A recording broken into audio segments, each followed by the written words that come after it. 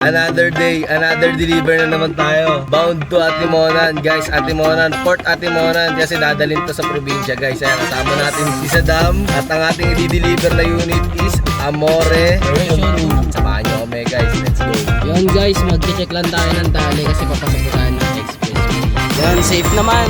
Safe naman yung unit guys at saka matibay yung pagkatali natin dyan syempre. Tara, let's go na. Pasok na tayo ng expressway.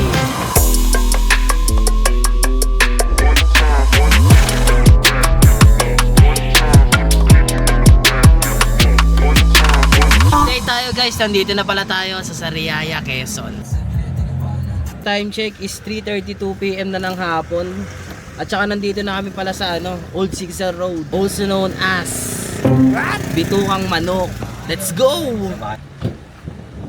Ayan na, guys. Ayan, natanggalan na ni Saddam yung ating tali, yung e-bike daw. Tanggalan yung ating tali ng e-bike. Sir, tatawid kayo doon sa kabilang isla, sir.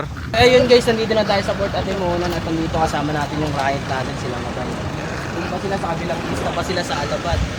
Game, demo ko muna sa kanila tapos explain ko sa kanila yung warranty. Ma'am, ano po na inyo, ma'am? Griselda Katampo. Yun, from Alabat, Quezon Province. At ayan sila, sir. Ayan.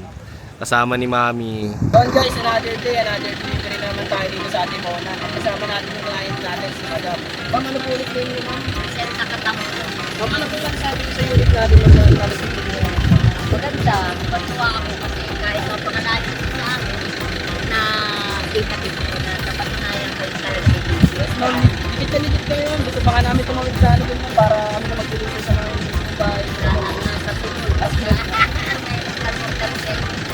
Dandil! Dandil po kay Mami. Ayan. Kelas, pinakamalakas. Eh,